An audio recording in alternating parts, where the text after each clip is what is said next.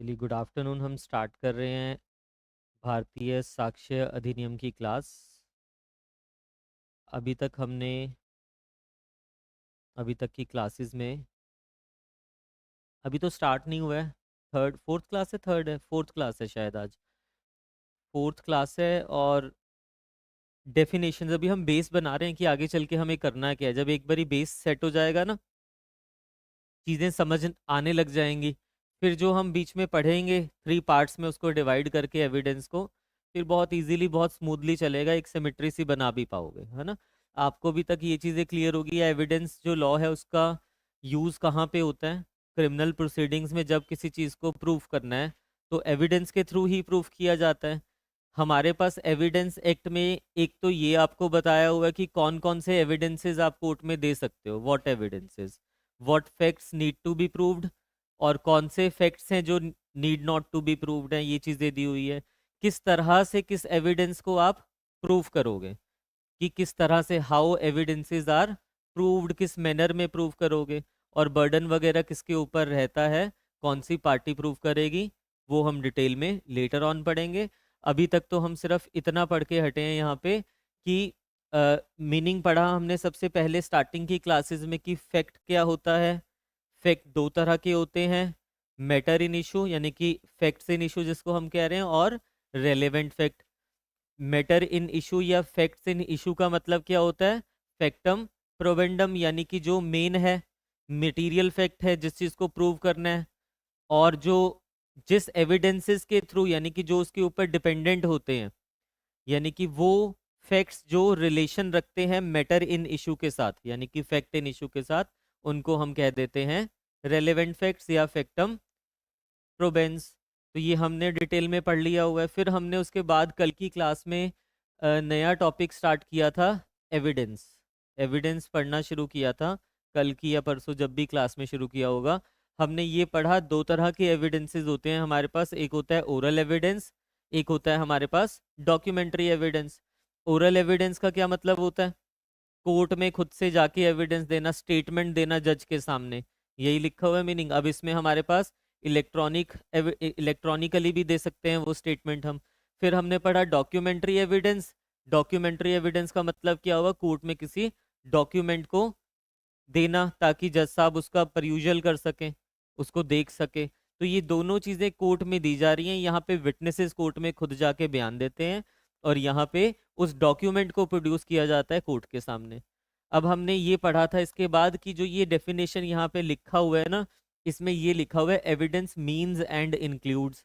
Means and includes का मतलब है एग्जॉस्टिव डेफिनेशन है जो लिखा हुआ है। कुछ काइंड्स ऑफ अगर एविडेंस यहाँ पे नहीं भी दिए हुए हैं तो वो इंक्लूसिव है इम्प्लाइडली। इसमें हमने केसेस किए बहुत सारे एविडेंस की जहाँ पे हमने डेफिनेशन वगैरह देखा।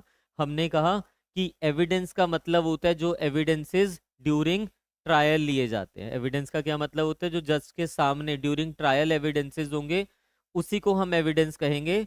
अगर कोई स्टेटमेंट जो कि इन्वेस्टिगेशन में रिकॉर्ड की गई है, या एफआईआर हो गया, या कोई और स्टेटमेंट हो गई, उसको हम एविडेंस यहाँ पे ट्रीट नहीं करेंगे। एविडेंस का मतलब है जो जज साहब के सामने ड्यूरिंग ट्रायल लिए गए हैं। अगर पहले की कोई स्टेटमेंट्स है, उनकी अलग अलग एविडेंशरी वैल्यू जरूर है, जैसे पुलिस के सामने स्टेटमेंट रिकॉर्ड हो गई तो वो सिर्फ कॉन्ट्राडिक्शन लिमिटेड पर्पस के लिए यूज होगा एज पर the provisions of section 181 BNSS, जो वहां पे एविडेंशरी वैल्यू दिया हुआ है। एफआईआर की एविडेंशरी वैल्यू वो भी अलग दिया हुआ है।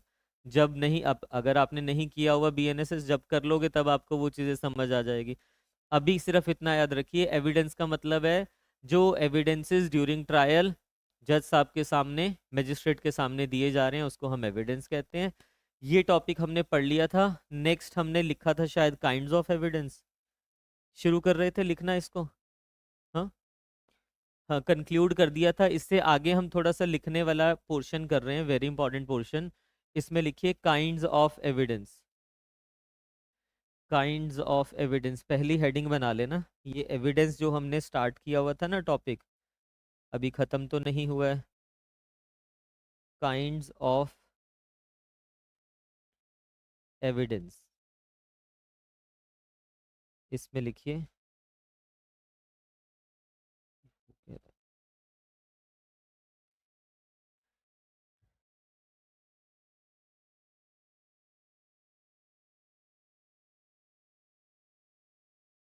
एक बार मेरे को ना दोबारा से करने दीजिए, वो फिर प्रॉब्लम हो रही है उसमें थोड़ी सी। मैं दोबारा से कनेक्ट, पूरा नहीं, सिर्फ स्क्रीन दोबारा से कनेक्ट कर रहा हूँ। 1 मिनट रुकिए बस। हेडिंग आप बनाइए, कोई बात नहीं, काइंड्स ऑफ एविडेंस लिख लीजिए आप।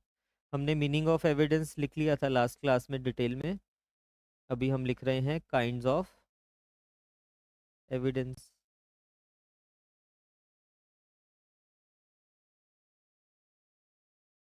Kinds of evidence,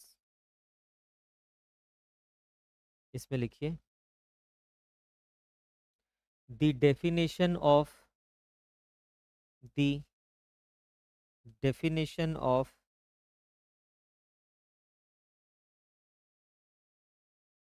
evidence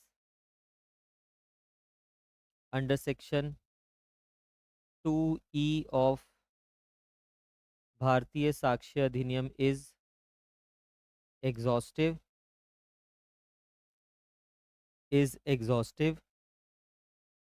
but the term evidence includes the following। क्या क्या इंक्लूड होगा, फर्स्ट लिखिए direct evidence,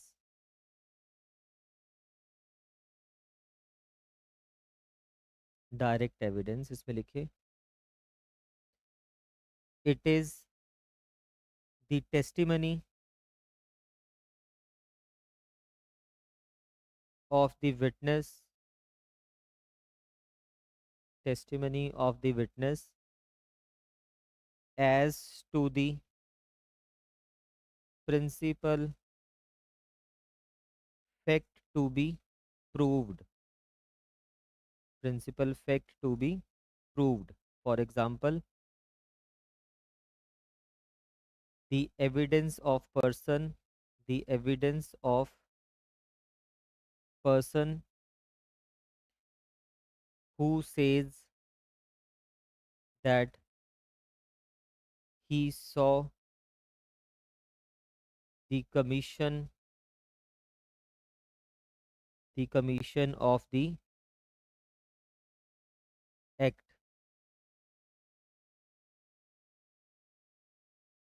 commission of the act, that is eyewitness. Therefore, eyewitness is the direct evidence, direct witness हो गया, direct evidence हो गया क्योंकि उसी ने देखा है वो। नोट में लिखना it also includes, it also includes the production of an original document, उस ओरिजिनल डॉक्यूमेंट को जब प्रोड्यूस किया जाता है वो भी डायरेक्ट एविडेंस ही होता है, ठीक है, किसी भी ओरिजिनल डॉक्यूमेंट को जब प्रोड्यूस किया जा रहा है। सेकंड लिखिए, इसमें लिख देना वेरी वेरी वेरी इंपॉर्टेंट। अभी तक के जो हमने टॉपिक्स किए हैं ना, एक तो meaning of evidence number of times exam में पूछा जाता है। नेक्स्ट पढ़ रहे हैं हम सर्कमस्टांशियल एविडेंस। टाइम पिछले क्वेश्चन पेपर उठा के देख लेना, भले ही पंजाब है, चाहे हिमाचल है, चाहे हरियाणा है, किसी भी स्टेट में, तो this is the most important question जो अब हम लिखने जा रहे हैं। नंबर ऑफ टाइम्स पूछा गया है, डिटेल में पढ़ेंगे इसको, लिखेंगे भी। आज की पूरी क्लास हो सकता है इसी पे ना चले जाए क्योंकि इंपॉर्टेंट क्वेश्चन है और आने के चांसेस भी पूरे रहते हैं यहाँ पे, ठीक है। ये हो जाएगा, फिर हम बाकी की काइंड्स पढ़ेंगे और लास्ट में एप्रिसिएशन ऑफ एविडेंस हमने पढ़ना है और एविडेंस का meaning along with kinds and appreciation हमारे पास क्लोज हो जाएगा। फिर हम फर्दर मूव करेंगे, उसमें 1 या 2 क्लासेस लगेगी, जो नेक्स्ट टॉपिक रह जाएगा डेफिनेशन क्लॉज जब हमारे पास पूरी तरह से खत्म हो जाएगा। फिर जब आप रेलेवेंसी या कोई भी टॉपिक पढ़ोगे आपको सारा अच्छे से समझ आएगा। मैं डायरेक्टली वहां पे शुरू कर देता फिर आपको समझ नहीं आएगा, फिर मैं बार बार बात करूंगा वहां पे कि देखो ये रेलेवेंट फैक्ट है, आपको समझ ही नहीं आएगा क्या होता है रेलेवेंट फैक्ट। मैं कहूंगा ये फैक्ट इन इशू है, आपको समझ नहीं आया। अब जब चीजें समझी हुई हैं तब आपको और अच्छे से समझ आएगा। अब देखिए इसमें हेडिंग कर लीजिए circumstantial evidence. Circumstantial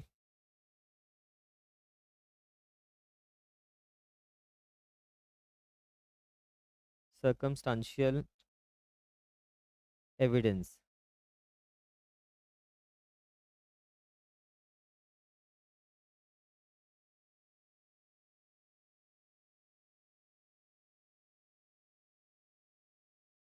circumstantial evidence इसमें लिखना, पहले समझ लीजिए फिर लिखते हैं।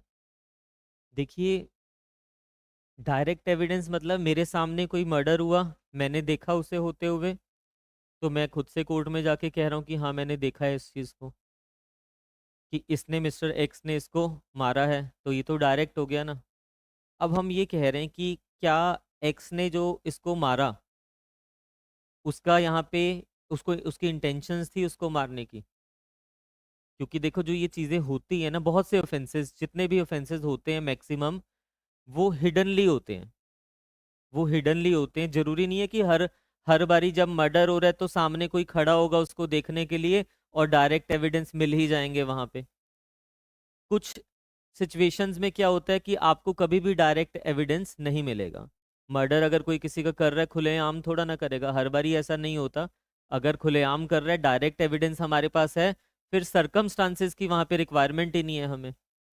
बट अगर डायरेक्ट एविडेंस ही नहीं है, किसी ने किसी का रेप किया, बाद में उसको मार भी दिया, अब कैसे पता चलेगा कि वो एक्यूज्ड वही था जिसने रेप किया या नहीं किया? क्योंकि किसी ने देखा तो है नहीं, और जिसके साथ हुआ विक्टिम वो अब है नहीं है। वो टेस्टिमनी देने के लिए, गवाही देने के लिए वो तो नहीं है ना वहां पे। जिसका मर्डर हुआ वो अब है नहीं है गवाही देने के लिए, और किसी ने उस चीज को देखा नहीं है। तो जब कोई देख ही नहीं रहा तो डायरेक्ट एविडेंस हमारे पास है नहीं है, बट पुलिस ने फिर भी एक्यूज को पकड़ लिया कि हाँ इसने मर्डर किया है। अब कैसे प्रूफ किया जाएगा वो चीज कोर्ट में? वो चीज प्रूफ की जाती है सर्कमस्टांशियल एविडेंस। सर्कमस्टांसेस मतलब आसपास के सर्कमस्टांसेस को ध्यान में रखा जाएगा जब क्राइम कमिट हुआ। उस सर्कमस्टांसेस के बेसिस पे कोर्ट ये कंक्लूड करेगी कि इसी पर्सन ने इसका क्राइम किया है, ये ऑफेंस किया है और ये क्राइम कमिट किया है। कोई और की इन्वॉल्वमेंट यहाँ पे नहीं हो सकती है। जो नोएडा वाला केस था ना, आरुषि तलवार वाला, एक बच्ची है, मूवी भी तो है तलवार इसके ऊपर। एक बच्ची घर पे होती थी रात को, अकेली, अकेली नहीं, पेरेंट्स हैं साथ में, मदर फादर और वो बच्ची सो रखे हैं। सुबह उठते हैं तो वो बच्ची बेड पे मरी हुई मिलती है, और उसके नाइफ वगैरह मारा गया था, ब्लड बहुत ज़्यादा वहाँ पे बिखरा होता है। ड्राइंग रूम में दो ग्लासेस पड़े होते हैं वाइन के, यानी कि जिस जो भी पर्सन वहाँ पे थे वाइन वगैरह भी उन्होंने पिया। तो अगर किसी के घर में ऐसा कुछ इंसिडेंट हो रहा है जब आप लॉक करके उसको सो रहे हो, तो बाहर से तो कोई आ नहीं जाएगा ना जब लॉक किया हुआ है। तो सबसे पहला जो शक जाता है वो जाता होता है सर्वेंट के ऊपर। वहां पे सर्वेंट के ऊपर शक जाता है कि सर्वेंट किसी को लेके आया होगा साथ में और उसने मार दिया। बट फिर ये भी क्वेश्चन मार्क वहां पे लगता है कि क्या पेरेंट्स को पता ही नहीं चला? इतना कुछ हुआ, उन्होंने ड्रिंक भी, अगर देखो सर्वेंट भी आता वो क्या करता? वो आता चुपके से उसको मारता और चले जाता ना। ऐसा तो नहीं करेगा कि वहां बैठ के, उनको जब पता है कि पेरेंट्स भी घर पे हैं, वहां पे बैठ के वो ड्रिंक करेंगे और फिर वहां से घर से जाएंगे। तो जो ये सरकमस्टांसेस है ना, ये सस्पिशन क्रिएट कर रहे हैं कि आउटसाइडर नहीं होगा, क्योंकि जब इतना कुछ हो रहा है तो हो सकता है घर वालों की इन्वॉल्वमेंट ना हो। तो ऐसे एक नहीं बहुत से केसेस हमारे पास आते हैं जहाँ पे आप सामने वाले की, एक्यूज की जो गिल्ट है ना उसको प्रूव करने के लिए सरकमस्टांशियल एविडेंस का सहारा लेते हो, क्योंकि कोई और एविडेंसेस हमारे पास होते ही नहीं है उस सिचुएशन में।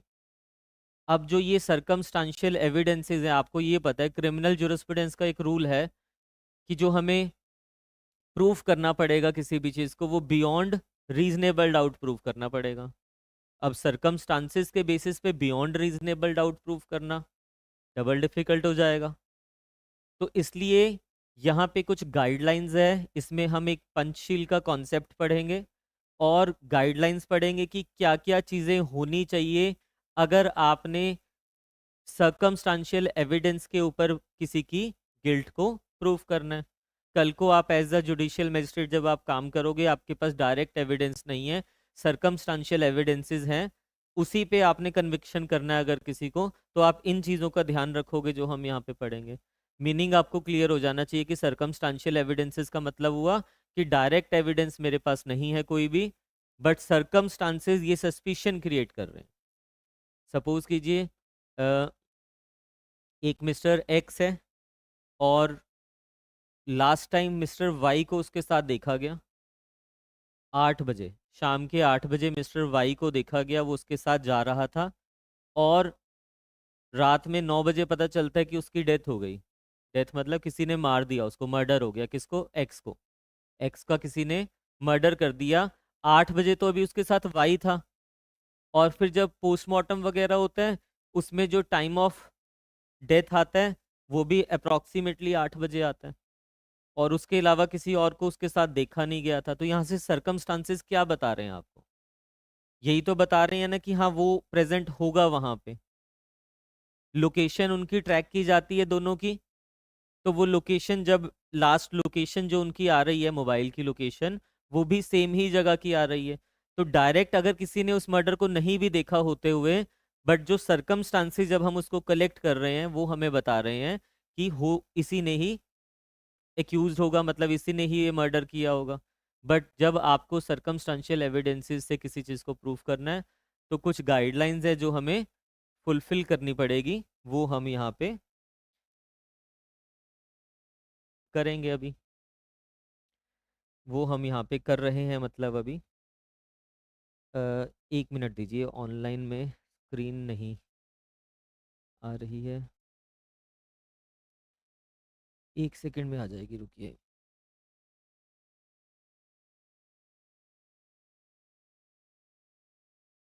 अभी एक बारी जल्दी से बताइए ऑनलाइन वाले,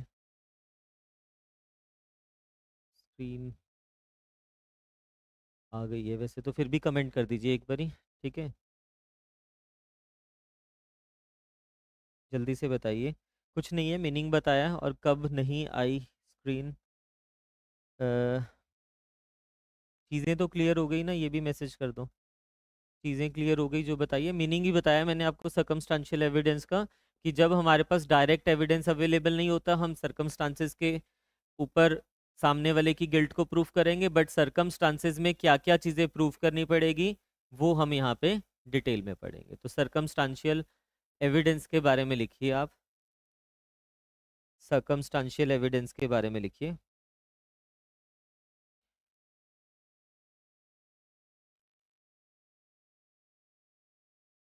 मीनिंग लिखिए पहले,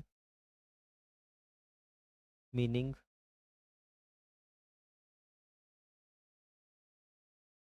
it is the testimony of a witness to other relevant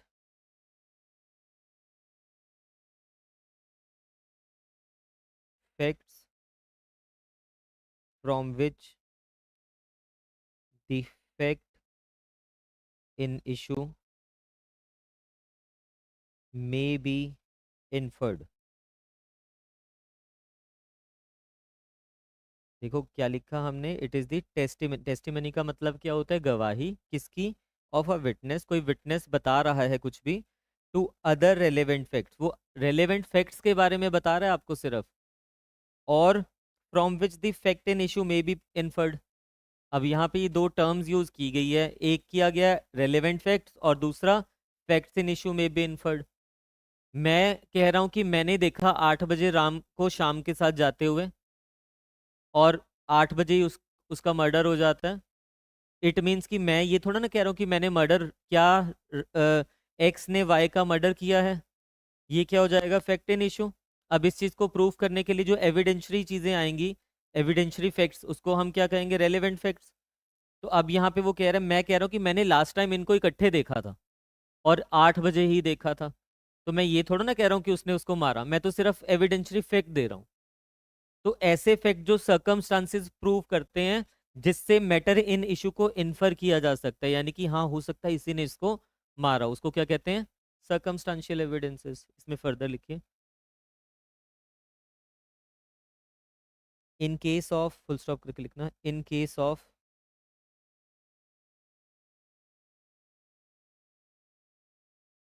नहीं, in if case is based on, if case is based on circumstantial evidence, पूरा लिखना आप,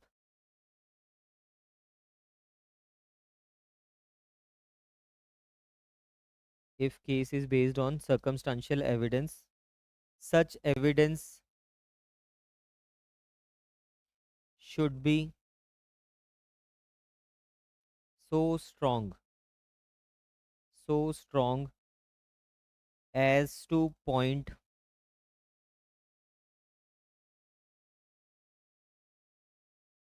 unmistakably, unmistakably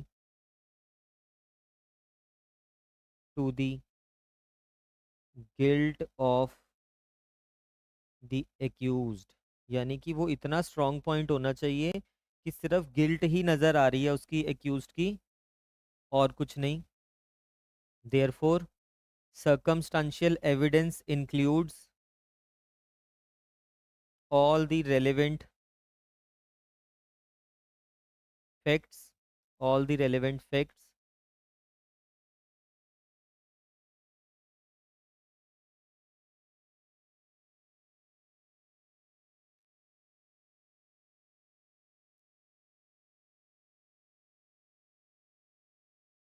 बस इतना लिखिए, ऑल द रेलेवेंट फैक्ट्स। आपको ये चीज़ तो समझ आ गई यहाँ से कि जितने भी रेलेवेंट फैक्ट्स होंगे, जैसे आरुषि तलवार वाले केस की बात करो कि वो घर पे अकेली नहीं थी, दिस इज द सर्कमस्टांस कि उसके पेरेंट्स भी उसके साथ थे। ग्लासेस वाइन के दो वहाँ पे पड़े हुए हैं डाइनिंग पे, सर्कमस्टांस है। उनको आवाज़ नहीं सुनी उस बच्चे की, सर्कमस्टांस है। तो ये सारे सर्कमस्टांसेस को इकट्ठा किया जाएगा, क्योंकि डायरेक्ट एविडेंस इस चीज़ का नहीं है, सारे सर्कमस्टांसेस को इकट्ठा किया जाएगा। और अगर उन सर्कमस्टांसेस को कंबाइन करने पे, ध्यान से सुनना, अगर उन सर्कमस्टांसेस को कंबाइन करने पे सिर्फ एक ही हाइपोथेसिस निकल रही है यहाँ पे, that is the guilt of the accused, और कोई अदर हाइपोथेसिस क्रिएट नहीं हो रही है, तो इट मीन्स कि उसके बेसिस पे आप उसकी कन्विक्शन कर सकते हो। अब वो किस तरह से करते हैं वो हम लिख रहे हैं आगे, इसमें लिखिए further, it is well established, it is well established rule in criminal jurisprudence, it is well established rule in criminal jurisprudence that circumstantial evidence can be reasonably made the basis, made the basis of an accused person's conviction। तो circumstantial evidence के basis पे भी conviction हो सकती है, if it is of such a character that it is, it is wholly inconsistent with the innocence of the accused and consistent with his guilt।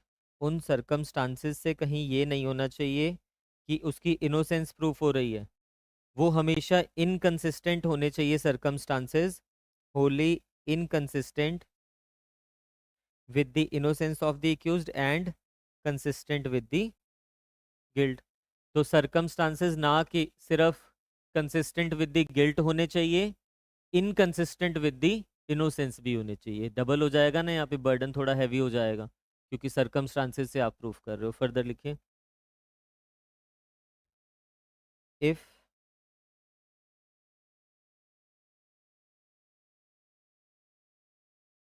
the circumstances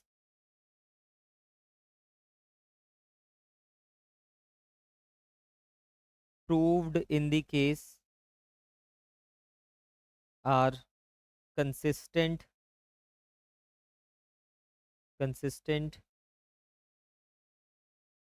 either with the innocence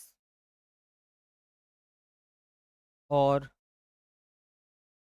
with his guilt, then accused is entitled to the benefit of doubt।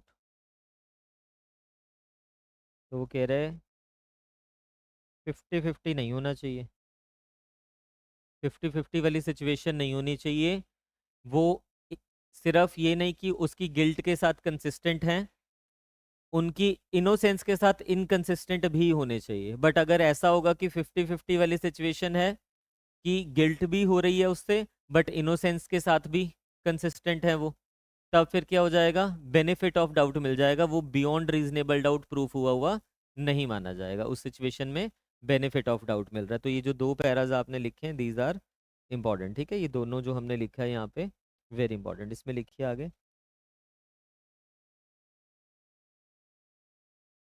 The honourable supreme court has given a series of decisions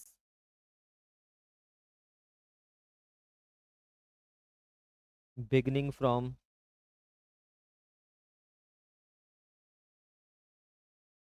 beginning from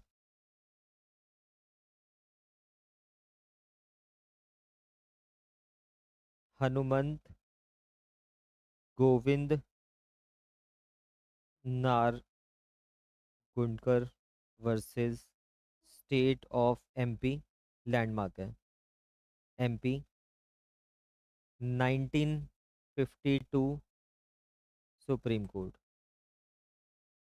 circumstantial evidences की यहाँ से start हुई हमारे पास, starting from this case.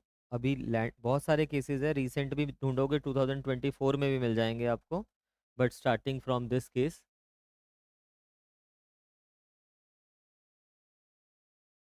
Hmm. Hmm. नहीं, कुछ circumstances ऐसे हैं जो आपकी गिल्ट के साथ भी इन वो हो रहे हैं कंसिस्टेंट, और नॉट गिल्टी भी आपको कर रहे हैं, दोनों चीज़ें प्रूव हो रही हैं। अब वो सर्कमस्टांसेस क्या है क्या नहीं, फैक्ट्स एंड उस पे होगा ना, कि हमने अगर बोल तो दिया कि हाँ ये लास्ट इसके साथ गया था या समथिंग, बट कुछ और वहाँ पे सिचुएशन निकल के आ रही है कि ठीक है, जो लास्ट उसके साथ उसको देखा गया वो तो उसकी गिल्ट के साथ हो रहे हैं, कंसिस्टेंट है, बट इनोसेंस के साथ भी कुछ है ऐसी चीज़ें जो कंसिस्टेंट हो रही हैं, वो पार्टीज प्रूव करेगी। तो वो 50-50 वाली सिचुएशन जब आ रही है फिर नहीं, या फिर तो बेनिफिट ऑफ डाउट मिल जाएगा। इट मीन्स कि देखो ना आप, अगर जनरली भी हमें क्रिमिनल केसेस में प्रूव करना होता है, कैसे प्रूव करते हैं, बियॉन्ड रीजनेबल डाउट।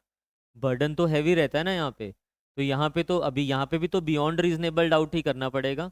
तो बियॉन्ड रीजनेबल डाउट तब होगा जब सिर्फ एक ही कंक्लूजन ड्रॉ हो रही है वहाँ पे, और वो है consistent with the guilt, no other inference can be drawn. ठीक है, इसमें लिखिए further.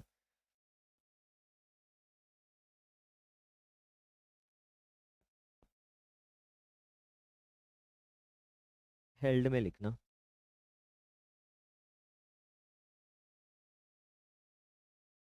First,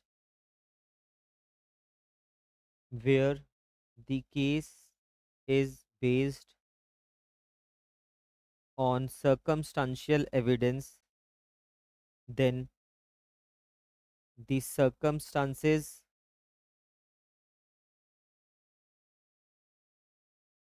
must unerringly lead to one conclusion,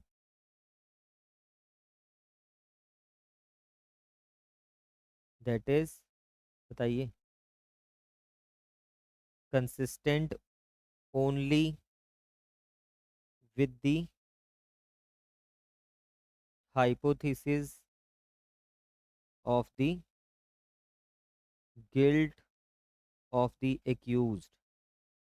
वो कह रहा है एक ही कंक्लूजन यहाँ पे निकलेगी, that is consistent only with the hypothesis of guilt of the accused, no other conclusion, जब सरकमस्टांसेस के बेसिस पे आपने कन्विक्शन करनी है. Second,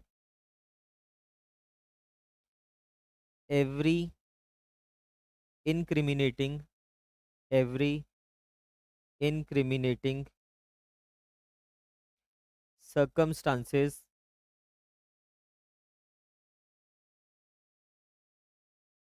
must be clearly established, clearly established by reliable, reliable and clinching evidence. जो आप circumstances plea कर रहे हो ना वहाँ पे, उसको क्लियरली आपको एस्टैब्लिश करना पड़ेगा. ये नहीं कि सिर्फ आपने कह दिया सरकमस्टांस की उसको लास्ट टाइम उसके साथ इकट्ठे देखा गया था, तो आपको फिर अदर एविडेंसेस के साथ, रिलायबल और क्लिंचिंग एविडेंसेस के साथ उस चीज़ को प्रूफ भी करना पड़ेगा चीज़ों को. ठीक है. Further, third, circumstances so proved must form a chain of events, a chain of events from which the only irresistible,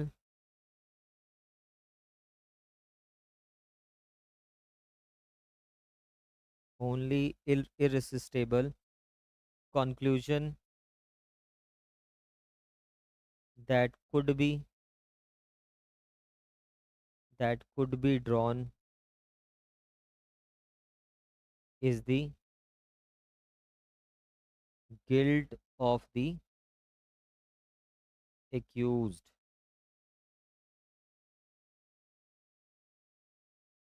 and that no other hypothesis, no other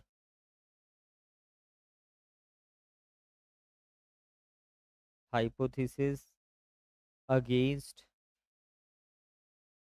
guilt is possible. इस guilt के अलावा कोई और hypothesis possible नहीं है, सिर्फ और सिर्फ गिल्ट ही पॉसिबल है. चेन ऑफ इवेंट्स वहां पे बन रहे हैं. चेन ऑफ इवेंट्स मतलब एक सरकमस्टांस सिंगल नहीं होना चाहिए, जितने भी सरकमस्टांसेस वहां पे बन रहे हैं चेन ऑफ इवेंट्स जिसको हम कह रहे हैं. लाइक लास्ट टाइम एक्स को वाई के साथ देखा गया था, उसकी जो डेथ का टाइम आ रहा है पोस्टमार्टम में वो भी 8 बजे का आ रहा है. फिर एक्स और वाई की जो लोकेशन थी वो भी एक ही जगह पे ट्रेस हो रही है. तो ये जो चेन बन रही है ना सरकमस्टांसेस की, वो चेन कह रहा है कि एक ही हाइपोथेसिस की तरफ इशारा कर रही है, that is guilt of the accused, no other hypothesis. कहीं से इनोसेंस उसकी नहीं आ रही है. ठीक है. आगे लिखिए इसमें.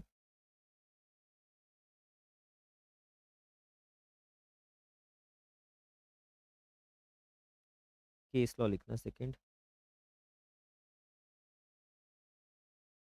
ऐसे हेडिंग करना, केस लॉ से पहले हेडिंग करना.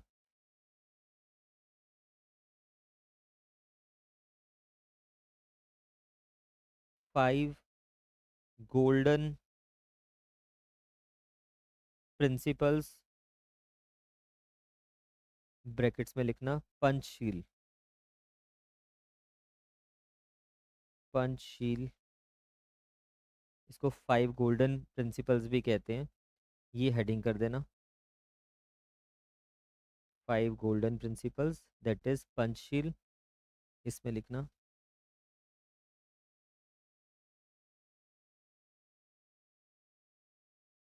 in case of Sharad versus State of Maharashtra 1984 Supreme Court. Sharad versus State of Maharashtra 1984 Supreme Court. 5 golden principles were laid down by the Honorable Supreme Court regarding circumstantial evidence, full stop पे लिखना, also known as Panchsheel. Panchsheel later in case of first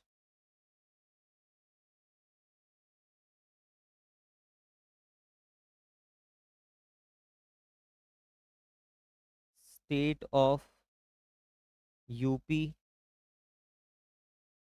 through CBI versus Rajesh तलवार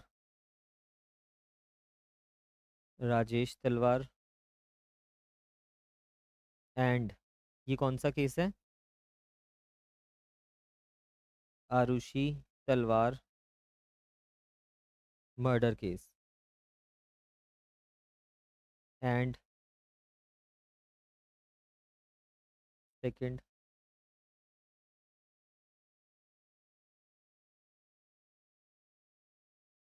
KT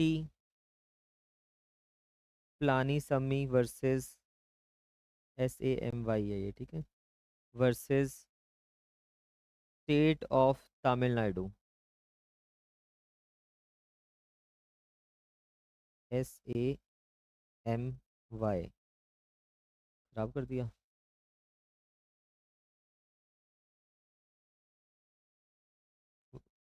हाँ, versus state of Tamil Nadu 2008 supreme court. ये supreme जो राजेश तलवार वाला है ना, ये सेशन कोर्ट का है. Session court.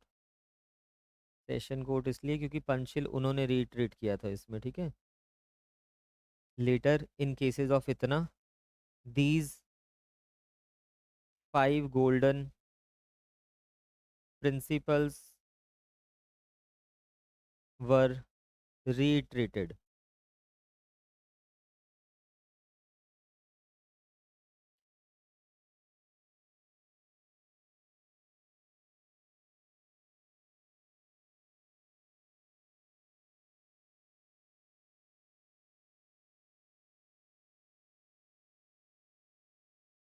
लिखिए क्या है ये 5 गोल्डन प्रिंसिपल्स. फर्स्ट लिखिए.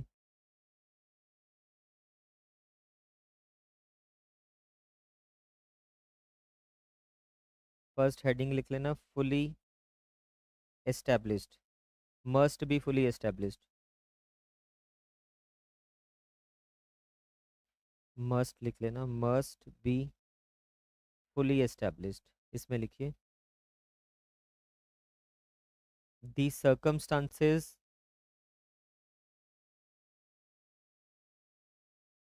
from which the conclusion of guilt is to be drawn should be fully established. Full stop. The circumstances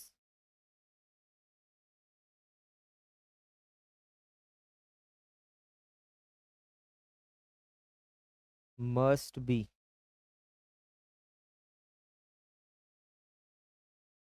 और should and not may be established. वो कहते हैं सर्कमस्टांसेस ये नहीं होना कि शुड बी एस्टेब्लिश्ड और मे और ये नहीं होना चाहिए, दैट मस्ट बी एस्टेब्लिश्ड होने चाहिए, ठीक है। यहाँ पे पूरा ही लिख लेना आप हेडिंग में ना, सर्कमस्टांसेस मस्ट बी एस्टेब्लिश्ड। आपको कल को रिवाइज करने के लिए इजी हो जाएगा। जो हेडिंग हमने लिखा है ना यहाँ पे इस तरह से लिख लीजिए, circumstances must be fully established. Circumstances must be fully established. Second, fully established का मतलब है जैसे हमने ऊपर लिखा नहीं, रिलायबल एंड क्लिंचिंग एविडेंसेस वगैरह हमारे पास होने चाहिए। तो यहाँ पे वो कंडीशन मस्ट है कि वो एस्टेब्लिश्ड होने चाहिए। ये नहीं कि आप कह रहे हो कि मे बी एस्टेब्लिश्ड या should be established. May, shall, ये पढ़े हैं ना हमने टर्म्स वगैरह। शेल का मतलब है यहाँ पे मैंडेटरी है वो कंडीशन वहाँ पे। मस्ट बी और नॉट आएगा, नॉट पहले आएगा यहाँ पे, और not should be and not may be established. May not नहीं मतलब वो नहीं होना चाहिए, आपके पास मस्ट बी एस्टेब्लिश्ड होने चाहिए वो, ठीक है। सेकंड लिखिए, second heading banana,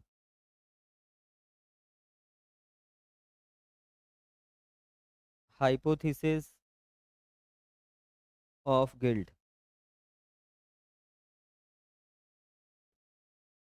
hypothesis of guilt, इसमें लिखिए the facts so established, the facts so established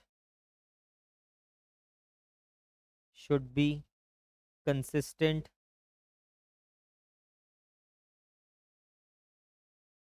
only with the hypothesis of the guilt of the accused। सिर्फ इसके साथ कंसिस्टेंट होनी चाहिए। आपको एक चीज़ बताऊं, ये मैं हेडिंग सिर्फ आपको क्यों बनवा रहा हूँ, हिमाचल का पेपर दिया था मैंने मेंस का, हिमाचल का बता रहा हूँ क्योंकि हिमाचल में ये चीज़ मेरे साथ हुई। 5 मैंने पढ़े हुए थे, बट जब वहाँ पे लिखने की बारी आई ना, 5 के 5 याद ही नहीं रहे। 2 मिनट वेस्ट कर दिए, क्या था क्या था, 3 याद आ गए थे, 2 याद ही नहीं। सबके साथ होता है ऐसा, आपको केसेस नहीं याद आते, नाम भूल जाते, क्योंकि जब तक टिप्स पे नहीं होगा ना तब तक नहीं होगा। तो फिर उसके बाद समझ आ गया कि नहीं ऐसे नहीं, इसको रट्टा मारना है, तो ये लाइनें नहीं पूरी आपको हेडिंग बनानी पड़ेगी। हेडिंग याद है तो वो अपने आप लिख दोगे ना बीच में, तो आपको सिर्फ अपनी तरफ से लिखना है। तब फिर मैंने हेडिंग बना दिया था दोबारा, मैंने 4 बारी हिमाचल का मेंस लिखा है, 2 बारी ये क्वेश्चन मैंने वहाँ पे किया हुआ है, ठीक है। तो आप ये देख लो कि कितना इंपॉर्टेंट है ये वाला टॉपिक। इसलिए आपको, और ये पंचशील तो आपको लिखना ही पड़ेगा वहाँ पे, ठीक है। फर्स्ट वाला केस भी लिखना पड़ेगा, वो लैंडमार्क है इसके ऊपर बेसिक, और ये भी लिखना पड़ेगा, ये भी लैंडमार्क है पंचशील का जिसमें कॉन्सेप्ट आया, शरद स्टेट ऑफ महाराष्ट्र। फिर ये हमने थर्ड केस लिखा इसमें, और ये हमने फोर्थ केस लिखा। चारों के चारों केसेस इंपॉर्टेंट है, ठीक है। थर्ड लिखिए, क्योंकि देखो ना ऐसा होता है बच्चे क्या करते हैं इसमें, इतना इंपॉर्टेंट क्वेश्चन है, 50% से ज़्यादा चांसेस रहते हैं कि मेंस में आपको ये लिखना पड़ेगा एविडेंस में, और फिर भी आप एक ही केस करके जा रहे हो शरद वाला, जो सबको याद होता है। आप अलग कैसे हुए बाकियों से, आपका पेपर कैसे अलग हो? भले ही नॉलेज है, कॉन्सेप्ट क्लियर होने से क्या होता है, वहाँ पे दिखानी तो पड़ेगी ना आपको। तो आपको फिर इस तरह से नंबर ऑफ केसेस से ही, क्योंकि सरकमस्टांशियल एविडेंस हमें पता ही केसेस के थ्रू चल रहा है, तो फिर आपको केसेस से ही उस चीज़ को जस्टिफाई करना पड़ेगा। ये ऐसे चीज़ें होती है जिसमें आप सिर्फ और सिर्फ इसी तरह से जज ले पाते हो। और मैं आपको सच बता रहा हूँ, जो बच्चे जज बनते हैं ना, वो इसीलिए बनते हैं क्योंकि वो इस तरह से एक्सेप्शनली लिख के आते हैं। हम आप देखना, एक बच्चा होगा आपको लगेगा उसकी नॉलेज भी अच्छी नहीं है। मैंने बहुत बच्चे देखे हैं ऐसे जिनकी नॉलेज बहुत लेवल की नहीं होती है, बट रट्टा बहुत स्ट्रांग होता है। अब मैं बताऊंगा नहीं किनका। तो वो क्या करते हैं, क्रैम कर लेते हैं चीज़ों को, कॉन्सेप्चुअल क्लियरिटी है, बॉयज़ की कॉन्सेप्चुअल क्लियरिटी बहुत अच्छी होती है। ठीक है। अब कॉन्सेप्चुअल अच्छा है या नहीं है, आपने क्रैम कर लिया उस चीज़ों को, पेपर में लड़के लिख ही नहीं पाते, क्या लिखोगे यहाँ पे। अब जिन्होंने क्रैम किया हुआ है वो फिर केसेस के नाम भी लिख दिए, हाइपोथेसिस, ये जो पांच हमने पंचशील लिखा है ये भी लिख दिया, एग्जामिनर को तो लगेगा नहीं यही बेस्ट है। हैंड राइटिंग भी अच्छी होती है एक्सेप्शनल। ठीक है। मैं बॉयज़ की ही बात कर, मतलब कॉमन बात कर रहा हूँ सबकी। तो आपको याद करना पड़ेगा, सॉल्यूशन नहीं है कुछ, रट लेना इन चीज़ों को। थर्ड लिखिए।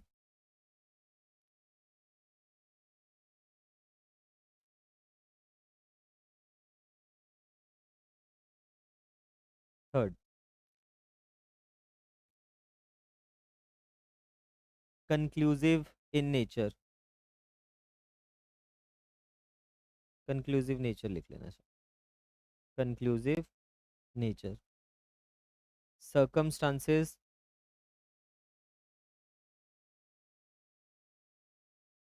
should be of a conclusive nature and tendency। Conclusive मतलब एस्टेब्लिश्ड है, वो चीज़ उससे प्रूव हो रही है उसको। अब हम पढ़ेंगे अभी, प्रिजम्पशंस पढ़ेंगे, तो कंक्लूसिव का मीनिंग वहाँ पढ़ लेंगे। वैसे तो वो अलग चीज़ है, यहाँ पे कंक्लूसिव इन जनरल कह रहा है वो। तो जो आपके सर्कमस्टांसेस है वो कंक्लूसिव का मतलब है कुछ और हाइपोथेसिस क्रिएट ही नहीं हो रही है उससे। ठीक है। फोर्थ लिखिए।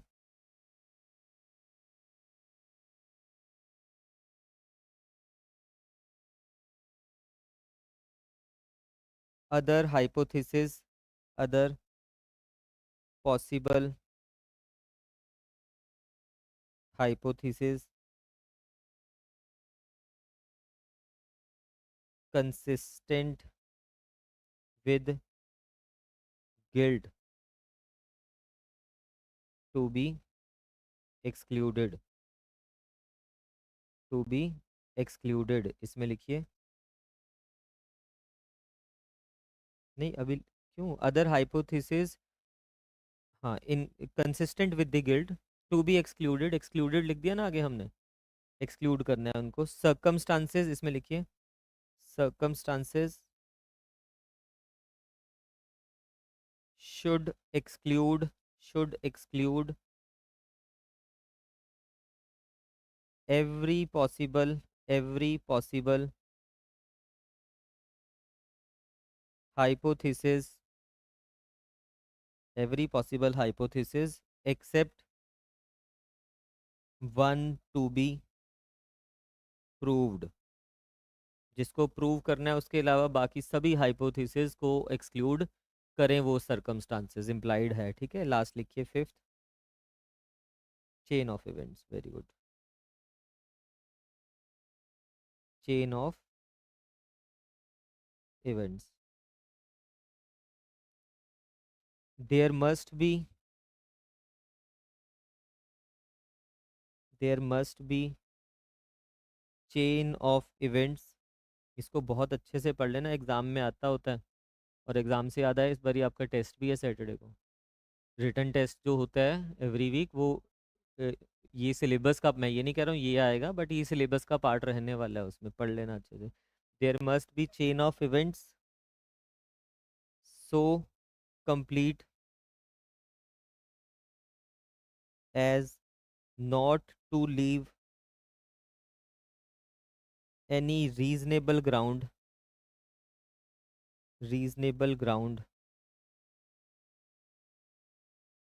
For the conclusion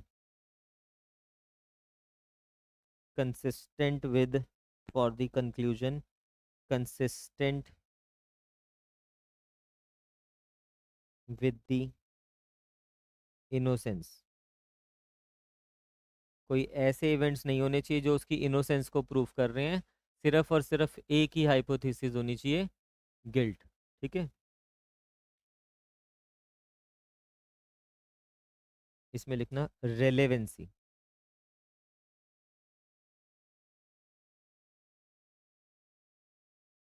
circumstantial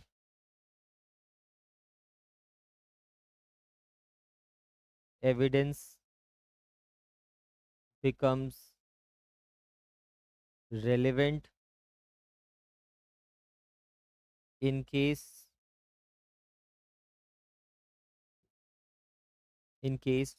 of absence of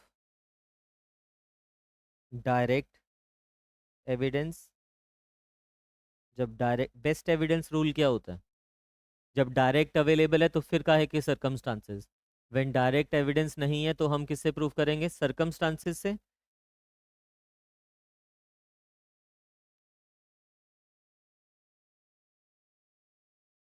इसमें लिखना circumstantial evidence, circumstantial evidence and motive.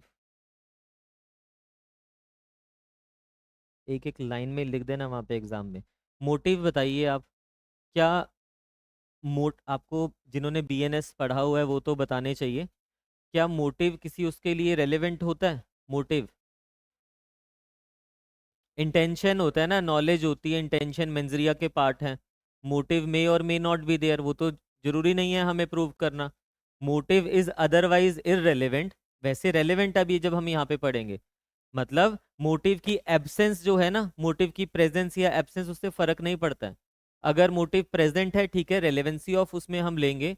But अगर मोटिव एब्सेंट भी है तो ये नहीं है कि उसकी लाइबिलिटी नहीं बनेगी, यानी कि absence of motive is irrelevant. Presence है तो ठीक है, रेलेवेंट है वो। बट जब केस हमें सरकमस्टांशियल एविडेंस से प्रूव करना होता है तो motive becomes relevant, very relevant. ठीक है, इसमें लिखिए in criminal cases absence of motive is not relevant और of any importance, but when case is based on circumstantial evidence, when case is based on circumstantial evidence, motive,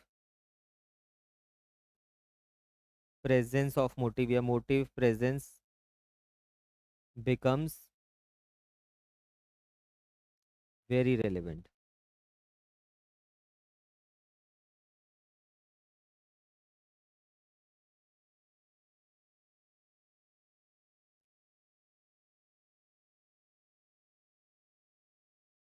Therefore, absence of motive in case of circumstantial evidence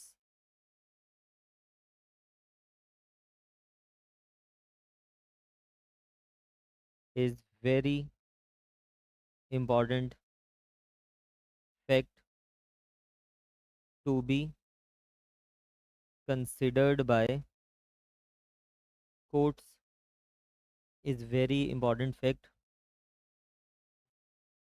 to be considered by courts.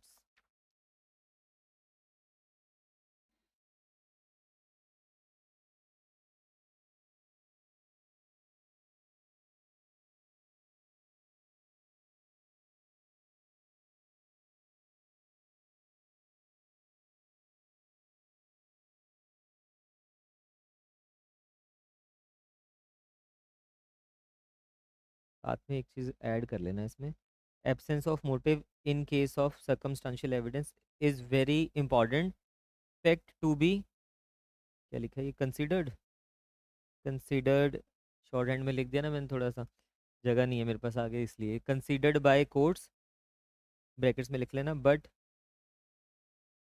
But can not take place of conclusive proof, can not take place of conclusive proof. ये नहीं है कि motive proof कर दिया तो हो गई उसकी गिल्ट प्रूफ। इंपॉर्टेंट है, रेलेवेंट है यहाँ पे मोटिव सर्कमस्टांशियल में, देखो, जिन्होंने नहीं किया हुआ बीएनएस ऑनलाइन में भी, जब हम पढ़ते हैं ना, आईपीसी का सब्जेक्ट पढ़ते हैं, वहाँ पे मोटिव प्रेजेंट है एब्सेंट है फर्क नहीं पड़ता। मतलब जिस वाले में एब्सेंट भी है ना मोटिव, फर्क ही नहीं पड़ता। हमने इंटेंशन प्रूफ किया उसका, मोटिव नहीं भी था एब्सेंट था, फर्क नहीं पड़ता। आप गिल्ट प्रूफ कर सकते हो सामने वाले की, बट जब सरकमस्टांशियल की बात आ जाती है ना, इसका रोल बहुत इंपॉर्टेंट हो जाता है। मोटिव से आपके केस को और ज़्यादा वेट मिल जाएगा, स्ट्रेंथ मिल जाएगी। तो मोटिव प्रूफ कर लेते हो तो बहुत अच्छी बात है, बट नहीं भी कर पाते तो ये नहीं है इसका मतलब कि आपका ये कंक्लूसिव प्रूफ है। मतलब अगर कर दिया प्रूफ तो ये नहीं है कि बाकी के जो हमने पंचशील पढ़ा है वो प्रूव नहीं करना पड़ेगा आपको और वो कंक्लूसिव बन गया, ऐसा नहीं है। जब हम अभी यहाँ पे मोटिव पढ़ेंगे भी आगे, तीन उसमें फिर डिटेल में लिखेंगे इसको, मोटिव की क्या रेलेवेंस है क्या नहीं है। मतलब जब हम रेलेवेंसी वाला चैप्टर पढ़ेंगे ना, वहाँ पे मोटिव को पढ़ेंगे डिटेल में, तब आपको समझ आएगा कि मोटिव की अदरवाइज क्या रेलेवेंस होती है, और सरकमस्टांशियल के ऊपर जब बेस्ड हो जाता है तब वहाँ पे क्या रेलेवेंस हो जाती है। यहाँ पे ज़्यादा रेलेवेंस है मोटिव की, बाकी केसेस में थोड़ी कम रेलेवेंस है। एब्सेंट भी होगा तो फर्क नहीं पड़ेगा, ठीक है। इसमें लिखिए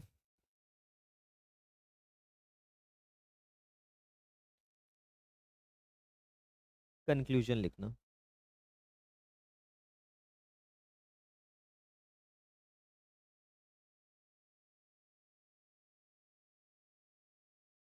Therefore, these five golden principles constitute the punchil of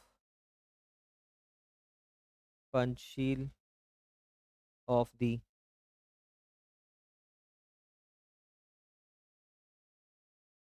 proof of case based on circumstantial evidence. These principles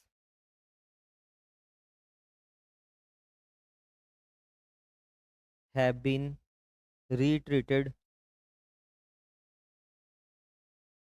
by the courts time and again.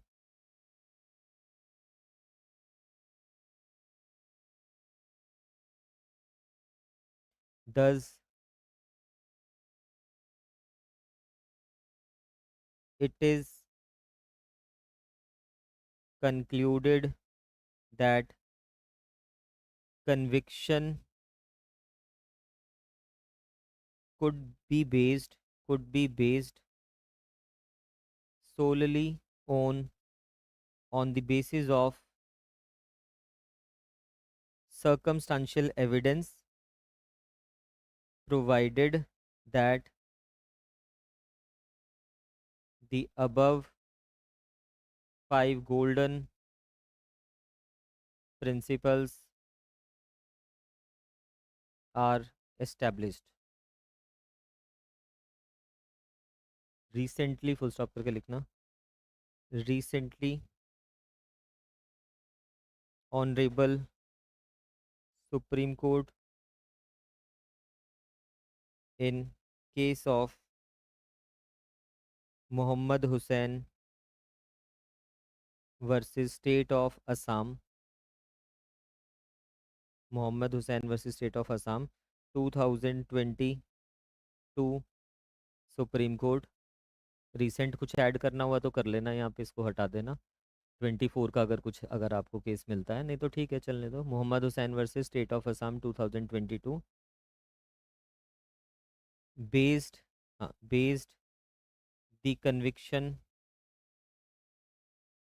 On the basis of, solely on the basis of लिखना, solely on the basis of circumstantial evidence, basis of circumstantial evidences।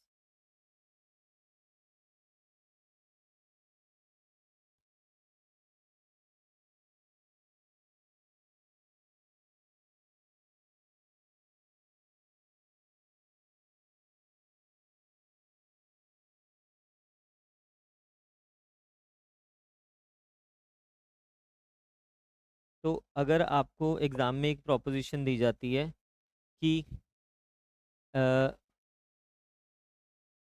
Y का murder हो गया, ध्यान से सुनना जो आपसे पूछ रहा हूँ मैं, और गलत आंसर मत देना। वाई का मर्डर हो गया और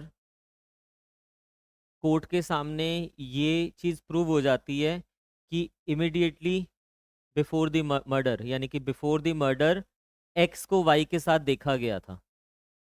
ठीक है, एज अ मैजिस्ट्रेट, क्या मैजिस्ट्रेट तो ट्राई नहीं करेगा इसको, चलिए एज अ सेशन कोर्ट क्या आप उसको मर्डर के लिए पनिशमेंट दोगे? एज अ कोर्ट क्या डिसाइड करोगे? हम्म। हाँ, मतलब ये नहीं कि आंख बंद करके आपने कन्विक्शन कर देनी है वहां पे कि देखा गया, सरकमस्टांसेस बन गए वहां पे। वो सिर्फ एक सरकमस्टांशियल एविडेंस है आपके पास, सिर्फ एक सिंगल एविडेंस नहीं, सरकमस्टांसेस की चेन होनी चाहिए, जिससे वो पंचिल जो हमने पढ़ा है वो सारे प्रिंसिपल फुलफिल होने चाहिए। तब जाके विद रीजनिंग आप करोगे कि हाँ ये देखिए ये सारी चीजें फुलफिल हो रही है, इसलिए इसकी कन्विक्शन को मैं इसके ऊपर बेस्ड कर रहा हूँ। एक आधी चीज प्रूव हो जाने से कुछ नहीं होगा कि हाँ सिर्फ ये सरकमस्टांस की उसको देखा गया था, 5 मिनट पहले देखा गया था, जैसे ही वो निकला वहां से 5 मिनट के बाद किसी और ने आके मार दिया, ऐसा भी तो हो सकता है। और कोई सरकमस्टांसेस अगर वहां पे है कि उनकी लोकेशन भी सेम थी, फिर एक्स के घर से एक ऐसी शर्ट मिली जिस पे ब्लड लगा हुआ था, और वो ब्लड का जब बाद में फॉरेंसिक से करवाया तो पता चला कि वो वाई का ही था, कितने दिन पुराना था वो सब आ गया। वो अब वो चेन ऑफ इवेंट्स बन रहे हैं यहाँ पे। अब तो आप कह सकते हो कि चेन ऑफ इवेंट्स एक ही हाइपोथेसिस बन रही है, तब तो उसको लाइबल कर सकते हो, बट ये याद रख लेना, सिंगल सिर्फ एक इवेंट के ऊपर या सिर्फ कोई सरकमस्टांस उसने आपको दे दिया तो डायरेक्टली हाँ और ना में आंसर नहीं करना है आपने। आपने पहले इसको जो बताया ना आपको ये पूरा एक्सप्लेन करना है, फिर जो फैक्ट्स होंगे उसको इसके साथ रिलेट करना है, फिर अपना लास्ट में डिसीजन देना है उसके ऊपर। ठीक है, नेक्स्ट लिखिए। सेकंड था ना ये? सेकंड था ये हमारे पास, थर्ड लिखिए।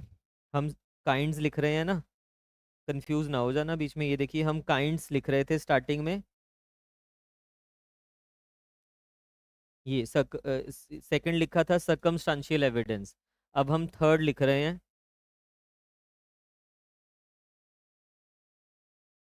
थर्ड लिख रहे हैं, हाँ जी। हम्म। हम्म। एक सिर्फ एक चेन पे नहीं ना, वही तो आपको बता रहा हूँ, भले ही हस्बैंड वाइफ घर पे थे, बाकी चीजें भी तो प्रूफ करनी पड़ेगी। बा, बाकी चीजें भी तो प्रूफ करनी पड़ेगी, चेन बनानी पड़ेगी एक इवेंट्स की, और वो चेन उसकी गिल्ट के साथ ही होनी चाहिए, उसकी ये कोई हाइपोथेसिस नहीं होनी चाहिए कि इनोसेंस प्रूव हो रही है वहां पे। अब जो दूसरी पार्टी होगी, जो डिफेंस होगा, वो भी तो अपने डिफेंस में लेके आएगा ना बहुत सी चीजें।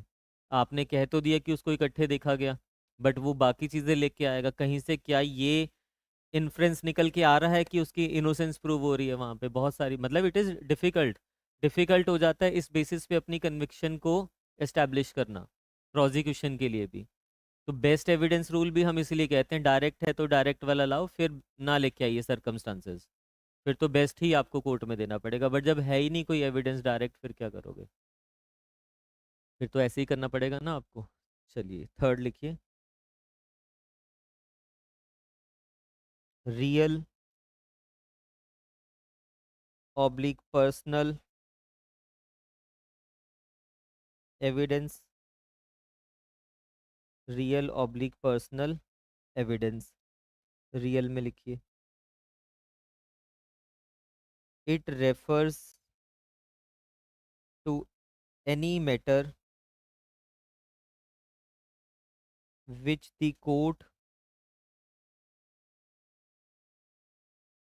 perceives itself, for example, that a man standing before a judge has got a scar on his face. Objects like murder weapon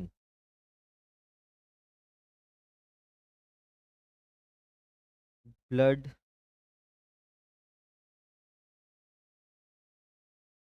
stand clothes, blood stained clothes, CCTV footage, photographs,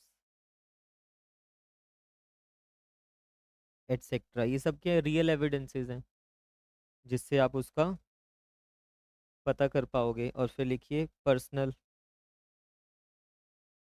personal, personal evidence is that which is afforded by human agency, human agency यानी कि directly आप नहीं, ये तो देखो ना direct ही पता चल रहा है कि वेपन मिला, ये मिला, तो ये तो जो वेपन है वो तो डायरेक्ट हो गया, बट जब आपने वेपन के देखने किस पे फिंगरप्रिंट्स किसी के किसके हैं किसके नहीं है, वो रियल नहीं हुआ ना, वो तो ह्यूमन एजेंसी को इन्वॉल्व करना पड़ेगा वो चीज़ें निकालने के लिए आपको, तो वो हो जाएंगे पर्सनल एविडेंस, सिर्फ नाम ही याद रखना। फोर्थ लिखिए,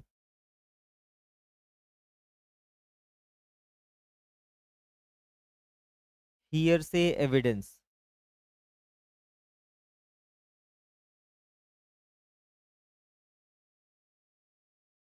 hearsay evidence very important, इसमें लिखिए it is also called derivative और second hand evidence, second hand evidence, इसमें लिखना it is the testimony of a witness as to statements made by made out of court which are offered as evidence of their own truth, own truth। Example लिखना A is evidence that A heard that a murder had taken place is hearsay, पूरा लिख लेना hearsay evidence, hearsay evidence ऊपर starting में लिख लेना generally inadmissible,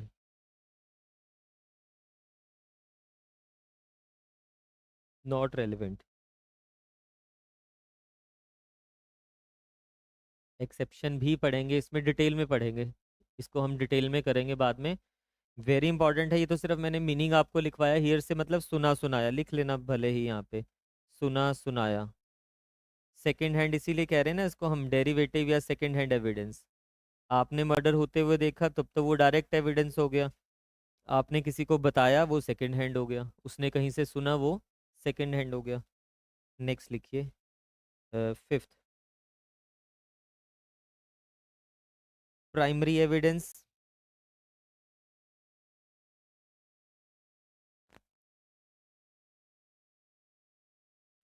simple लिखना means best और ओरिजिनल एविडेंस, ये लेटर ऑन कवर करेंगे हम, ठीक है। सिक्स लिख, इसके ऊपर पूरा टॉपिक आएगा हमारे पास। सिक्स लिखिए सेकेंडरी एविडेंस,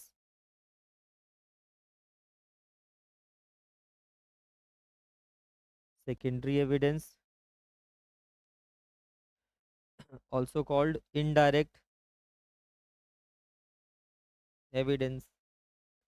देखिए डायरेक्ट एविडेंस आपके पास है नहीं, बेस्ट रूल मतलब ओरिजिनल को ही कोर्ट में देना। ओरिजिनल है ही नहीं आपके पास, पड़ा ही फोटोकॉपी है, ओरिजिनल डिस्ट्रॉय हो चुका है, ख़त्म हो चुका है, ख़राब हो चुका है। तो उन सिचुएशन में आप सेकेंडरी यानी कि इनडायरेक्ट एविडेंस भी दे सकते हो। कब कैसे वो लेटर ऑन, ये पूरा टॉपिक है इसके ऊपर हमारे पास, ठीक है। अभी हम सिर्फ नाम पढ़ रहे हैं काइंड्स ऑफ एविडेंस। नेक्स्ट लिखिए, seventh, positive evidence. Positive evidence इसमें लिखना, to prove, to prove the existence of a fact. Fact आपको पता ही है क्या होता है, फिजिकल और साइकोलॉजिकल। किसी भी फैक्ट की एग्जिस्टेंस प्रूफ करना। एक्स वहाँ पे प्रेजेंट था, एक्स ने ये गन परचेज किया, एक्स को मैंने भागते हुए देखा, तो ये आप प्रूफ कर रहे हो ना सारी चीज़ें। तो ये क्या है, ये पॉजिटिव फैक्ट मतलब पॉजिटिव एविडेंस हो जाएगा इस चीज़ को प्रूफ करने के लिए। अगर आप कुछ भी दोगे, नेगेटिव क्या हो जाएगा, ऑपोजिट, कि एक्स वहाँ था ही नहीं, एक्स तो कहीं और प्रेजेंट था। इस चीज़ के लिए अगर आप कोई भी एविडेंस दे रहे हो वो हो जाएगा नेगेटिव। इसमें लिखिए नेगेटिव एविडेंस।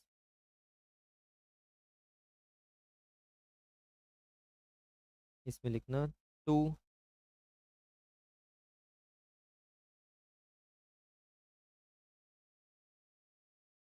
डिसप्रूव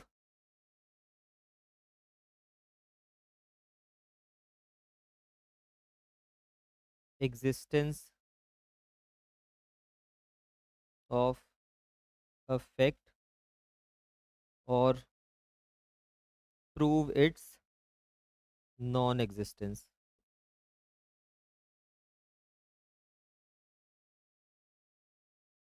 नाइन्थ लिखिए,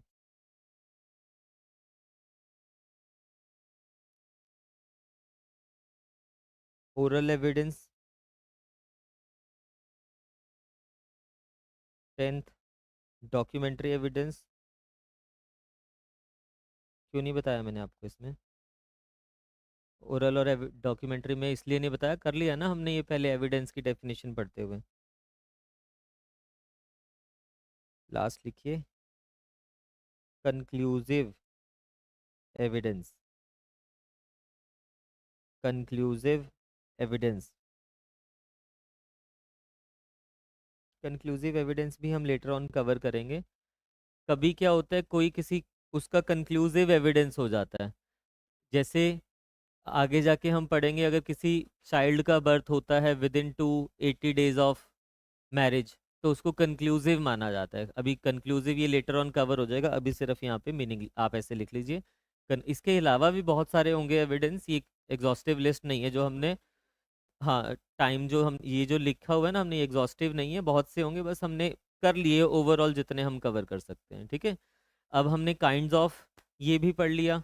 अब हम पढ़ेंगे एप्रिसिएशन क्या होता है, थोड़ा सा तो मैंने आपको बता दिया था। एप्रिसिएशन से पहले लिखते लिखते बोर तो नहीं हो गए हो आप? मैं तो हो गया हूँ लिखवाते लिखवाते। आप अगला टॉपिक देख लेते हैं, छोटा सा है वैसे एप्रिसिएशन लिखवाना, बट आप थक गए हो ना लिखते लिखते। मैं तो नहीं थका हूँ, बट आप लिख गए हो, तो थक गए हो तो फिर नेक्स्ट वाला टॉपिक कर रहे हैं हम थोड़ा सा। देखिए तीन हमारे पास ना टर्म्स होती हैं।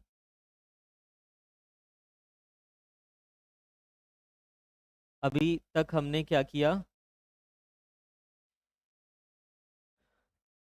हमने सबसे पहले पढ़ा फैक्ट्स। हमने सबसे पहले पढ़ा फैक्ट्स, दो तरह के होते हैं, फिजिकल, साइकोलॉजिकल। स्टार्टिंग में पढ़ लिया हमने।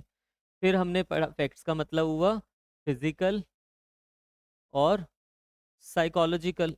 फिर हमने पढ़ा कि फैक्ट्स को अगर हमें फर्दर डिवाइड करना है, या तो हम कहेंगे फैक्ट्स इन इशू, ये कौन से हैं, मटेरियल फैक्ट्स, जैसे कि charge framing, issue framing and civil. फिर हमने पढ़ा रेलेवेंट फैक्ट्स। रेलेवेंट फैक्ट्स मतलब कुछ फैक्ट्स का इनसे मटेरियल फैक्ट से क्या होता है, रिलेशन होता है, उसको प्रूफ करने के लिए इसको हम कहते हैं एविडेंशरी। एविडेंशियरी फैक्ट्स, इनका कुछ कनेक्शन है इससे, तो ये भी हम कह रहे हैं कि रेलेवेंट होने चाहिए। अब ये जो फैक्ट्स है ना कोर्ट में, हमें इन दोनों को ही प्रूफ करने के लिए, इनको प्रूफ करने के लिए कोर्ट में क्या देना होता है? एविडेंस देना होगा। इन चीजों को प्रूफ करने के लिए कोर्ट में हमें एविडेंस देना होगा ना। अब इस एविडेंस के बेसिस पे, on the basis of, on the basis of evidence produced, जो एविडेंस हम कोर्ट में लेके आए, on the basis of these evidence, तीन सिचुएशंस हमारे पास अराइज हो सकती है। या तो ये फैक्ट क्या हो जाएगा? प्रूव हो जाएगा, जिसको हम कहेंगे कि प्रूव्ड, या फिर ये फैक्ट हो जाएगा डिसप्रूव, या फिर नॉट प्रूव्ड। देखिए एक सिमेट्री सी बन रही है ना।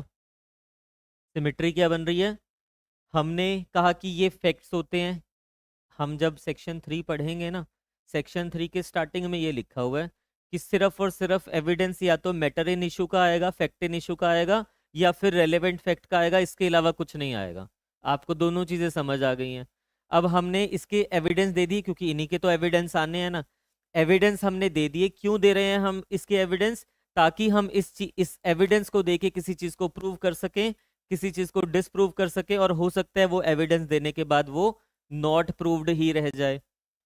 अब पहले ये सेक्शन आपको 3 में ही दिया होता था, बट अभी इसके स्पेसिफिक हमारे पास सेक्शंस आ गए हैं, नंबर याद रखने पड़ेंगे। अब ध्यान से समझना मीनिंग क्या होता है। मैंने कहा कि मैंने खुद से देखा, मतलब एक प्रोसिक्यूशन चल रही है कि एक्स ने वाई का मर्डर किया। प्रोसिक्यूशन ने मुझे बुलाया, मैं आई विटनेस हूँ, डायरेक्ट विटनेस हूँ वहाँ का। मैंने कहा मैंने अपनी आंखों से देखा था, और मैंने देखा कि वाई ने ऐसे ऐसे उसको मारा। तो अब ये जो मैंने यहाँ पे जो एविडेंस दिए है, उसकी गिल्ट प्रूफ करने के लिए तो दिया है ना।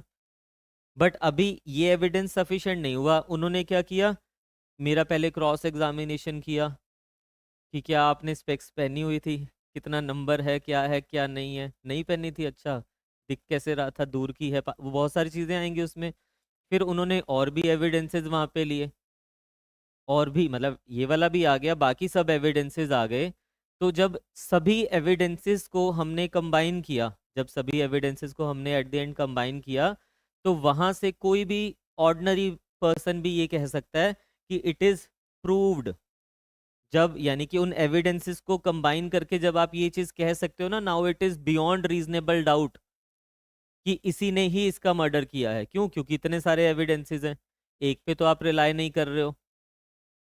आपने सभी एविडेंसेस पे रिलाई किया, और आपने उसकी गिल्ट कहा। आपने उस फैक्ट को, यानी कि जो मटेरियल फैक्ट था या कोई दूसरा था, उसको आपने कहा कि यस इट इज प्रूव्ड। उस फैक्ट की, जिसको जो फैक्ट यहाँ पे एलिज किया गया था, उस फैक्ट की एग्जिस्टेंस को एस्टैब्लिश करना बाय प्रोड्यूसिंग एविडेंस, उस चीज को हम कहते हैं प्रूव्ड।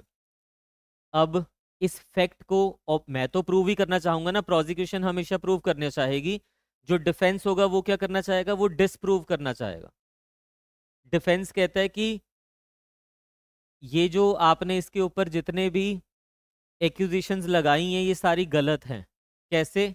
वो कह रहा है कि ये तो बेचारा जिस दिन मर्डर हुआ है ना, वहां प्रेजेंट तो छोड़ो, वो तो कंट्री में ही प्रेजेंट नहीं था। ये रहा इसका पासपोर्ट, पासपोर्ट के ऊपर इमिग्रेशन की स्टैंप लगी हुई है। ये रहे उसके बोर्डिंग पास। इतना भी छोड़िए, इसकी चेक इन चेकआउट की डिटेल्स भी दे दिया उसने, जो फॉरेन कंट्री में उसने किया होगा। तो जब वो यहाँ प्रेजेंट ही नहीं था, तो ये कैसे मर्डर कर सकता है? तो क्या एक्स ने वाई का मर्डर किया है? यहाँ पे ये चीज क्या हो रही है? ये डिसप्रूव हो रही है चीजें। ये चीजें क्या हो रही है? डिसप्रूव, यानी कि जो फैक्ट है उसको डिसप्रूव करना। Now it is beyond doubt कि उसने उसका मर्डर किया। क्यों? क्योंकि उसने डिसप्रूव कर दिया उस चीज को। बट नॉट प्रूफ क्या होता है? नॉट प्रूफ का मतलब होता है, कई बारी सिचुएशन ऐसी होती है कि आपके पास एविडेंसेस सफिशिएंट नहीं होते हैं। आपने कोर्ट में जज साहब को एक एविडेंस दिया, अब उस सिंगल एविडेंस के बेसिस पे जज साहब ये इन्फ्रेंस नहीं ड्रॉ कर सकते कि योर फैक्ट जो आप कह रहे थे कि इसने ये क्राइम किया, इट इज प्रूव्ड। डिसप्रूव भी नहीं कंक्लूजन ड्रॉ कर सकते, क्यों? क्योंकि ऑपोजिट पार्टी ने भी कोई ऐसा एविडेंस नहीं दिया कि उसने वो क्राइम नहीं किया है, वो था ही नहीं। तो जब कोई फैक्ट ना तो प्रूव हो पाता है ना कोई डिसप्रूव कर पाता है उसको, यानी कि उसके प्रूफ के लिए भी अभी और एविडेंसेस चाहिए, उसके डिसप्रूव के लिए भी अभी एविडेंसेस चाहिए, तो उसको हम कहते हैं not prove. Neither it is proved neither it is disproved, then it is not proved. Exam में बहुत कंफ्यूजन होती है। एग्जाम में कंफ्यूजन कहाँ होती है? प्रूव्ड में 1% भी आपको नहीं होगी, इनमें होती है। प्रीलिम्स में होती है कंफ्यूजन भी, मेंस में तो डायरेक्ट होता है ना। आपको सिंपल बताएगा, बताइए स्टेटमेंट लिखेगा, जो डेफिनेशन में दिया हुआ है एज इट इज वर्डिंग लिख देगा, बताइए कि ये प्रूव्ड है, नॉट प्रूव्ड है, डिसप्रूव्ड है, क्या है। तो इन दोनों में क्यों कंफ्यूजन होती है? क्योंकि आप देख लेना पहले तो डिसप्रूव्ड का मीनिंग यहाँ पे तो क्लियर हो गया ना आपको, कि आपने उस फैक्ट को डिसप्रूव कर दिया, कोर्ट ने ये कंक्लूजन ड्रॉ कर लिया है कि ये फैक्ट एग्जिस्ट नहीं करता, ये फैक्ट एग्जिस्ट नहीं करता, तो वो डिसप्रूव हो गया। नॉट प्रूव्ड का मतलब है ना तो प्रूव कर पाए आप उस चीज को, ना ही डिसप्रूव कर पाए। अभी और एविडेंस लाओगे तब तो होगा वो प्रूव या डिसप्रूव, अभी नहीं हो पाया। तो आप इसको एग्जाम में तो इस तरह से याद रख लेना कि नहीं, अभी नहीं याद होगा, ऐसे नहीं। आप ये प्रूव तो आपको याद होता है, इसको अल्फाबेटिकली याद रख लेना। मैं गलती कर चुका हूँ इसमें, एक बारी बहुत पहले पेपर दिया था, स्टार्टिंग स्टार्टिंग थी, पढ़ा हुआ था, बट वहाँ पे सेम कंफ्यूजन मेरे पास आई कि अरे ये प्रूव्ड होता, ये डिसप्रूव्ड होता था या नॉट प्रूव्ड होता था, क्योंकि सेम सेम से लगते हैं ना। वैसे तो देखो, अगर डीप अंडरस्टैंडिंग में जाओगे, नॉट प्रूव्ड मतलब not, neither proved not disproved. But फिर भी अगर कंफ्यूजन हो रही है तो इसको अल्फाबेटिकली देख लेना, डिसप्रूव्ड पहले आता है, नॉट प्रूव्ड बाद में आता है। तो अगर ये बाद में आता है तभी तो हम देख पाएंगे इसमें नाइदर प्रूव्ड नाइदर डिसप्रूव्ड। ठीक है, तो ये अच्छे से अब देखो, इसकी डेफिनेशंस देख लेते हैं एक बारी बेयर से।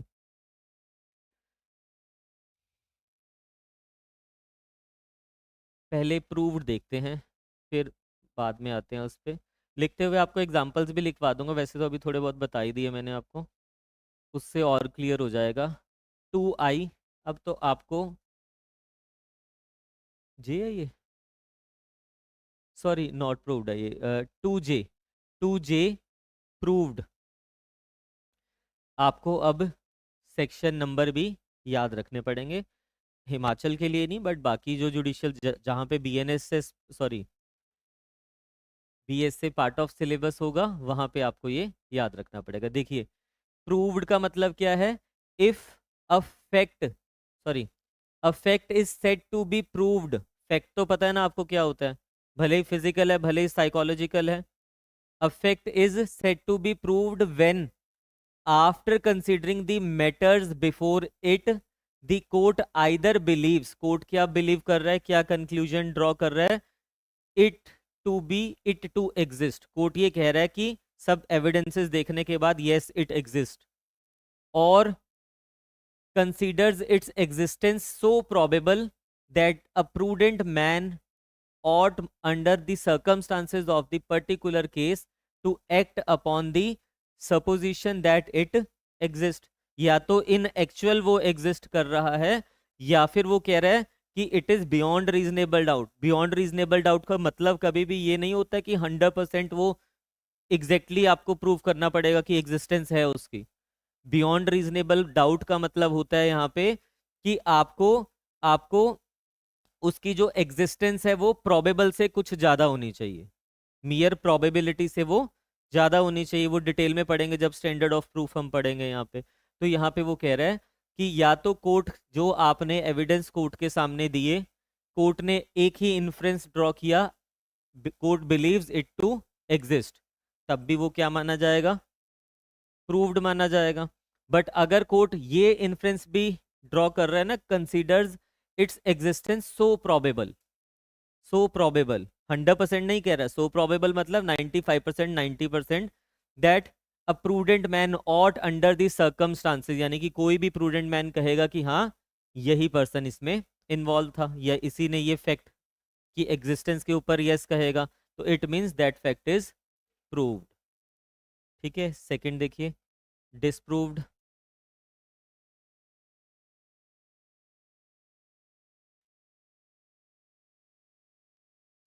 C2C